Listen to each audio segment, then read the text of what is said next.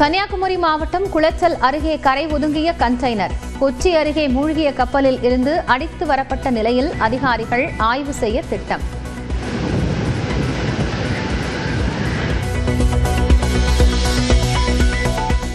வங்கக்கடலில் நிலவிய காற்றழுத்த தாழ்வு பகுதி தாழ்வு மண்டலமாக வலுப்பெற்றது.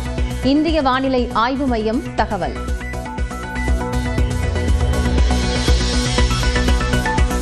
நீலகிரி மாவட்டம் அவலாஞ்சியில் கடந்த 24 மணி நேரத்தில் 19 சென்டிமீட்டர் மழை பதிவு. மேல்பவானியில் 12.5 சென்டிமீட்டர் மழை பெய்த நிலையில் தேனி மாவட்டம் பெரியாறில் 11 சென்டிமீட்டர் மழை கொட்டியது.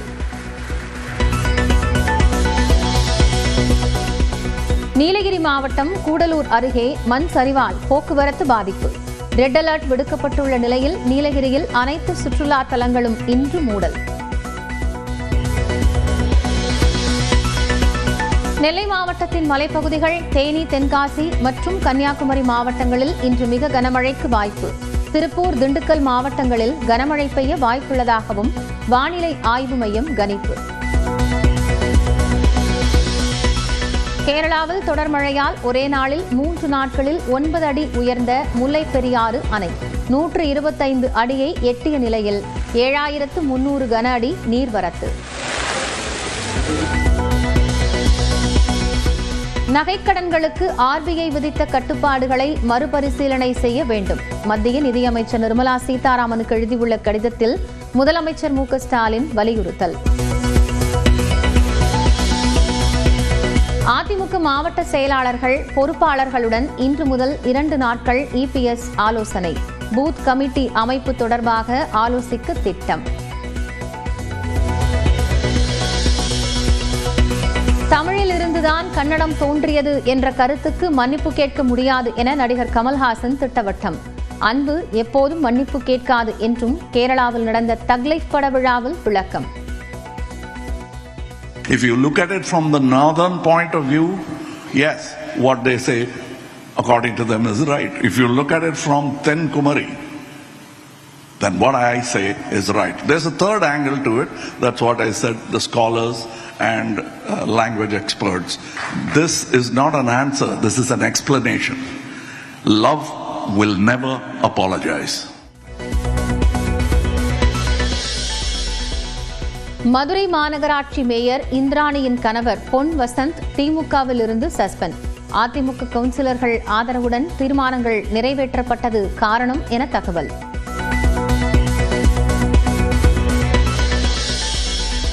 ஜூன் 7ஆம் தேதி பக்ரீத் பண்டிகை கொண்டாடப்படும். தமிழ்நாடு அரசின் தலைமை பொறுப்பு காஜி முகமது அக்பர் அறிவிப்பு. திண்டிவனத்தில் இருசக்கர வாகனத்தில் புகுந்த பாம்பு. மெக்கானிக் உதவியுடன் வாகனத்தை பிரித்து பாம்பை பிடித்த தீயணைப்புத் துறையினர். சேலம் மாவட்டம் ஆத்தூர் அருகே சாலையில் நடந்து சென்றவர் மீது மோதிய கார். பறந்து சென்று கீழே விழுந்தவருக்கு காலில் எலும்பு முறிவு. டிரம்பிற்கான முக்கிய ஆலோசகர் பொறுப்பில் இருந்து இலன் மஸ்க் விலகல். பல்லாயிரம் வேலை வாய்ப்புகளை குறைக்க நடவடிக்கை எடுத்திருந்த நிலையில் தற்காலிக பதவியின் பதவிக்காலம் நிறைவு.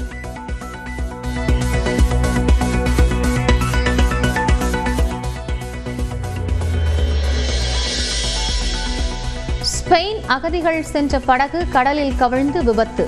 2 சிறுமிகள் உட்பட 7 பெண்கள் உயிரிழப்பு.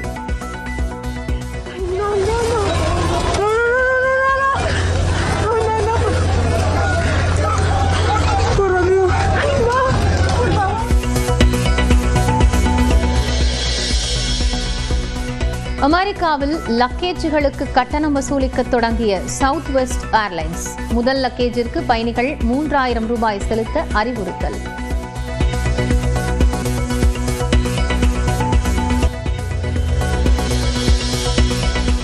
சென்னையில் சவரனுக்கு 320 ரூபாய் குறைந்த தங்கம் விலை. 1 சவரன் 71,160 ரூபாய்க்கும் 1 கிராம் 8,895 ரூபாய்க்கும் விற்பனை.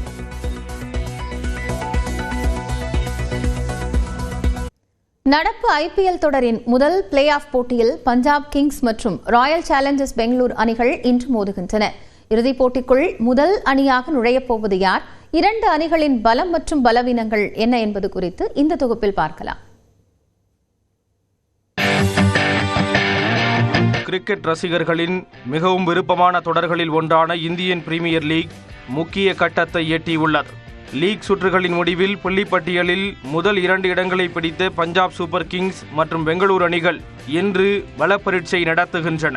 2 அணிகளும் 14 போட்டிகளில் விளையாடி 9 வெற்றிகளை குவித்த நிலையில் ரன் ரேட் அடிப்படையில் பஞ்சாப் முதலிடத்திலும் பெங்களூரு 2ஆம் இடத்திலும் உள்ளன. பஞ்சாப் கிங்ஸ் அணியை பொறுத்தவரை பேட்டிங் வரிசை அசுர பலத்தில் உள்ளது. தொடக்க வீரர்களான பிரியன் சாரியா, பிரப்சிம்ரனில் தொடங்கி ஆட்டத்தை முடிக்கும் வல்லமை கொண்ட இங்கிலீஷ் வரை பஞ்சாபிற்கு பலமாக பார்க்கப்படுகிறார்கள். அதேபோன்று கேப்டன் ஸ்ரேயஸ் ஐயரும் பஞ்சாப் அணிக்கு தூணாக செயல்பட்டு வருகிறார். ஆனால் பந்துவீச்சில் ஹர்ஷ்தீப் சிங்கை தவிர வேறு யாரும் சொல்லிக்கொள்ளும் அளவிற்கு திறம்பட விளையாடவில்லை. ஒரு சில போட்டிகளில் மட்டும் சாகல் மற்றும் ஹர்ப்ரீத் பிரார் அணிக்கு பக்கபலமாக செயல்பட்டுள்ளனர். அதே சமயம் பேட்டிங், பவுலிங், ஃபீல்டிங் என அனைத்திலும் ஆல்ரவுண்டராக ஆர்சிபி உள்ளது. முன்னாள் கேப்டன் விராட் கோலி, இந்நாள் கேப்டன் ரஜத் படிதாரின் அதிரடியான ஆட்டங்களுடன் பிலிப் சால்ட்டும் ஃபார்மில் இருப்பது ஆர்சிபிக்கு அசுர பலத்தை கொடுத்துள்ளது. மேலும் டீம் டேவிட், லிவிங்ஸ்டன், ஜிதித் சர்மா ஆகியோர் மிடில் ஆர்டரில் சிறப்பாக செயல்படுவதால் சேசிங்கிலும் பெங்களூருவின் கை ஓங்கியுள்ளது. பந்துவீச்சை பொறுத்தவரை death over specialist Bhuvneshwar Kumar, Yash Dayal விக்கெட்டுகளை கைப்பற்றினாலும் ரன்களை கட்டுப்படுத்துவது அவசியமானதாக பார்க்கப்படுகிறது. ஆல்ரவுண்டர் குருணல் பாண்டியாவும் அவரது பங்களிப்பை சிறப்பாக செய்து வருகிறார். இந்நிலையில் IPL வரலாற்றில் இதுவரை 2 முறை மட்டுமே பஞ்சாப் கிங்ஸ் அணி பிளே ஆஃப் சுற்றுக்கு முன்னேறியுள்ளது. 2008ஆம் ஆண்டு நடந்த முதல் IPL தொடரில் அரையிறுதிக்கு முன்னேறிய பஞ்சாப் கிங்ஸ் அணி சென்னையிடம் தோல்வியடைந்தது. அதன் பிறகு 2014ஆம் ஆண்டு இறுதிப் போட்டிக்குள் அடியெடுத்து வைத்த பஞ்சாப் கிங்ஸ் அணி கொல்கத்தாவிடம் தோல்வியை சந்தித்தது. பெங்களூரு அணியை பொறுத்தவரை 9 முறை பிளே ஆஃப் சுற்றுக்கு முன்னேறியதுடன் 3 முறை இறுதிப் போட்டிக்குள் நுழைந்தது. ஆனால் சாலா கப் நமதே என்பது பெங்களூரு அணிக்கு கனவு வாக்கியமாகவே மாறிப்போனது. 11 ஆண்டுகளுக்கு பிறகு பிளே ஆஃப் போட்டிக்கு தகுதி பெற்றுள்ள பஞ்சாப்பும் வெற்றியின் விளிம்பை எட்டி பார்த்து வந்த பெங்களூரும் முதல் அணியாக இறுதிப் போட்டிக்கு முன்னேற முனைப்பு காட்டுவதால் இன்றைய ஆட்டத்தில் அனல் பறக்கும் என்பதில் துளியும் சந்தேகம் இல்லை. நியூஸ் 18 தமிழ்நாடு செய்திகளுக்காக செய்தியாளர் சடையாண்டி. UPI செயலிகளுக்கு என்னென்ன கட்டுப்பாடுகள் வருகின்றன என்பதை வரைகலை மூலம் விளக்குகிறார் சிறப்பு செய்தியாளர் சிவரஞ்சனி. UPI செயலிகள் எல்லாத்துக்கும் சில விதிமுறைகளை கொண்டு வர இருக்காங்க. கூகுள் பே, போன்பே, பேடிஎம்னு எல்லா UPI செயலிகளுக்கும் பொதுவாக சில விதிமுறைகள், கட்டுப்பாடுகள் வர இருக்கு. இது எல்லாமே ஆகஸ்ட் 1ஆம் தேதி முதல் அமலுக்கு வர இருக்கு. அதுல சில விதிமுறைகள் என்ன அப்படின்றத பார்க்கலாம். முக்கியமானதா, நீங்க ஒரு ஆப்ல ஒரு நாளைக்கு 50 முறை தான் உங்களுடைய பேங்க் பேலன்ஸை செக் பண்ண முடியும். இது சாமானிய மக்களுக்கு பெரிய அளவுல அதிகமா தேவைப்படாது. ஆனா வணிகம் பண்றவங்களுக்கு அதிக முறை பேங்க் பேலன்ஸ் செக் பண்றாங்க அப்படின்னா அவங்களுக்கு இது பிரச்சனை அமையறதுக்கான வாய்ப்புகள் இருக்கு. அதே மாதிரி லிங்க்டு அக்கவுண்ட் தொடர்பான சேவைகள் தினமும் 25 முறை மட்டும்தான் நம்மளால பயன்படுத்த முடியும். அதாவது நாம ஆப்குள்ளேயே நிறைய அக்கவுண்ட்ஸை லிங்க் பண்ணி வச்சிருப்போம். அதுக்குள்ள செல்ஃப் டிரான்சாக்ஷன் இருக்கும். இந்த மாதிரி நிறைய குவரிஸ்லாம் அதில் நாம பண்ணுவோம். அது ஒரு நாளைக்கு 25 முறை தான் பண்ண முடியும். அதுக்கு அதிகமாக பண்ண முடியாது. அடுத்த விதி பார்த்தோம் அப்படின்னா ஆட்டோ பே மேண்டேட்னு சொல்லுவாங்க.